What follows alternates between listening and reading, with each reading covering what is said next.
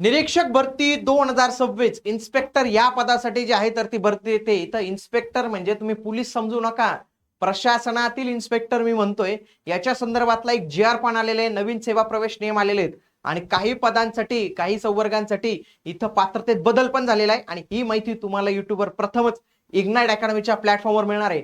म्हणून तुम्ही हा व्हिडिओ शेवटपर्यंत पूर्ण बघावा. चॅनलला सबस्क्राईब केलं नसेल आजच सबस्क्राईब करून टाका. तर मित्रांनो लक्षात घ्या, एमपीएससी कडून जो जी आर आलेला आहे 5 मे 2026 चा सामान्य प्रशासन विभाग यांचा जो जी आर आलेला आहे, ज्या अंतर्गत एमपीएससी कडे खूप सारे सरळ सेवेची पद वर्ग करण्यात आलेले, तर त्यांनी निरीक्षक हा एक नवीन संवर्ग तयार केला आहे मित्रांनो. डायरेक्ट इन्स्पेक्टर हा नवीन संवर्ग तयार केलेला आहे. आणि सध्या आहे ना कामगार विभागाचा पण एक निरीक्षकची जाहिरात आलेली, ही मात्र सरळ सेवेने आहे. ही सरळ सेवेने ही त्यांनी दिलेली नाही आहे. आणि त्याच विभागातील एक निरीक्षक त्यांनी एमपीएससी कडे दिलेले आहे, ते मी तुम्हाला सांगतो. तर या कामगार विभागाची जाहिरात आलेली, याचा निरीक्षकची सरळ सेवा जाहिरात आहे आणि ही शेवटची सरळ सेवा जाहिरात असेल. यांची मे बी पुढच्या हे पण एमपीएससी थ्रू येतील. तर याच्यामध्ये एक कायदे आहेत मित्रांनो, 80 गुणांना कायदे आहेत. याची तयारी जर तुम्हाला करायची असेल एकदम प्रॉपर स्ट्रॅटेजी वाईज आणि 80 गुणांची एक चांगली तयारी तुम्हाला आपल्या प्लॅटफॉर्मला इग्नाइट अकॅडमीच्या प्लॅटफॉर्मला करून घेतली जाणार आहे. म्हणून तुम्ही ही बॅच जी आहे तर ती नक्की जॉईन करू शकतात. मराठी इंग्रजी दोन्ही भाषेत प्रॉपरली तुम्हाला समजून सांगितलं जाईल. आणि 25 मेच्या आधी जर करत असाल तर VIP 25 हा कोड यूज करून तुम्हाला 25% डायरेक्ट ऑफ मिळून जाणार आहे. आता लक्षात घ्या, त्यांनी इन्स्पेक्टर हे अराजपत्रित प्रशासकीय सेवेत टाकलेलं आहे. मग याच्यामध्ये त्यांनी पहिलाच याच कामगार आयुक्तालयाचा एक निरीक्षक टाकलेला आहे. तर तो कुठला आहे? शॉप इन्स्पेक्टर ग्रेड 2, दुकाने निरीक्षक. आणि याच्यासाठी काय ठेवलेलं आहे? पदवीधर, म्हणजे कोणत्याही शाखेचा पदवीधर. आता बघा याच डिपार्टमेंटचा आणखी एक निरीक्षक आलेला आहे. हा निरीक्षक आहे, हा जो आहे ना माथाडी आणि सुरक्षा रक्षकांचा आहे. आणि याची पण श्रेणी 2च आहे बरं का मित्रांनो, फक्त तिथं लिहिलेलं नाही आहे श्रेणी 2 आहे. नुकताच मी याचा प्रमोशनचा व्हिडिओ बनवला होता, त्याच्यामध्ये मी डिटेलमध्ये एक्सप्लेन केलेले की हा जो आहे ना तर तो S13 ची वेतन श्रेणी आहे. जेव्हा तो श्रेणी 1 होईल तर त्याची वेतन श्रेणी ही S14 होईल. मग आता जो हा दिसतोय ना आपल्याला, हा पण S13चाच आहे. S13 ही वेतन श्रेणी आहे याची आणि श्रेणी 2 आहे याची. मग हा जो कामगार आयुक्तालयामार्फत भविष्यात जी काही दुकानं म्हणजे जे शॉप ऍक्ट वगैरे काढतो आपण, तर ते शॉप ऍक्टचं काम हे करतात ऍक्च्युली शॉप इन्स्पेक्टर. तर हे शॉप इन्स्पेक्टरची भरती आगामी काळात कोणाकडून येणार आहे? एमपीएससी कडून येणार आहे, सरळ सेवेकडून येणार नाही. हे तुम्ही समजून घ्या. पुढचं बघा, पुढचं आहे ओबीसी कल्याण विभाग. त्याला इतर बहुजन कल्याण विभाग, त्याला ओबीसी विभागच आपण जनरली म्हणतो. तर या ओबीसी विभागातील निरीक्षक पद पण कोणाकडे गेलेले? एमपीएससी कडे गेलेले.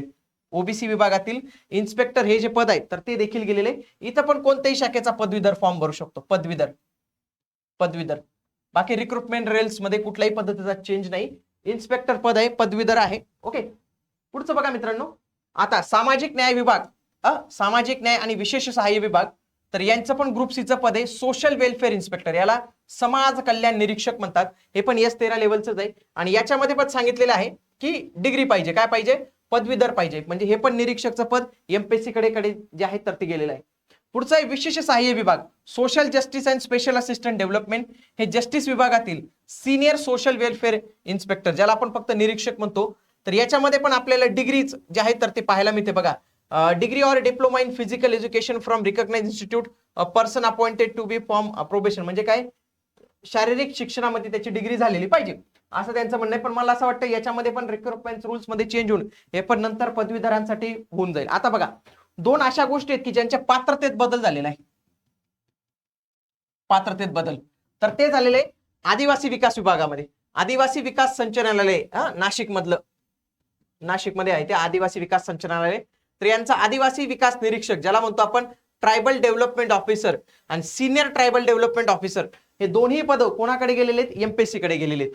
बघा याला पण पहिले काय आठवते, 33 वर्षांपेक्षा जास्त नको डिग्री, हे दोन्ही कॅन्सल करून फक्त काय सांगितलंय की पदवीधर फॉर्म भरू शकतो. बघा हा पात्रतेत मोठा बदल आहे बरं का मित्रांनो, हे बऱ्याच लोकांना माहिती नसतं.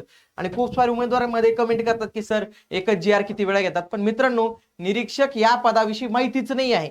एवढा मोठा 200 पेजेसचा जी आर आहे, त्याच्यामध्ये हे पद आपल्याला काढून घ्यावे लागतात. म्हणजे आगामी काळात हे जे येतील तर हे सगळे आपल्याला इथं पाहायला मिळणार आहे. ओके. तर आता याच्यानंतर जे आहे ना मित्रांनो, याच्यामध्ये जर त्या या जी आर मध्ये जर तुम्ही पाहिलं ना तर ते आपलं धर्मदाय आयुक्तालय यांचं पण जे आहे तर ते निरीक्षक पद जे आहे तर ते बघा, हे 1 नंबरला, हे 2 3 4 5 6. आता याचा जो आहे ना तर तो एक जी आर आहे मित्रांनो. तुम्हाला मी तो जी आर जो आहे तो दाखवतो. बघा हा जो जी आर आहे 5 मे 2026चा भरती प्रक्रिया सुसूत्रीकरण आणि सुधारणा. याच्यामध्ये जर तुम्ही पाहिलं ना, इथं मी तुम्हाला दाखवतो एक सेपरेट त्यांनी निरीक्षक हे पद टाकलेले. हे पहा, इन्स्पेक्टर हे पद टाकलेले बघा. 34 नंबरचा संवर्ग त्यांनी इथे ऍड केलेला आहे आणि याच्याविषयी माहिती 134 नंबरच्या पेजवर दिलेली आपल्याला. चला तुम्हाला म्हणजे विथ प्रूफ दाखवलं तर काय होतं, बरेच उमेदवारांना असं वाटतं की हे खोटीच माहिती सांगतात.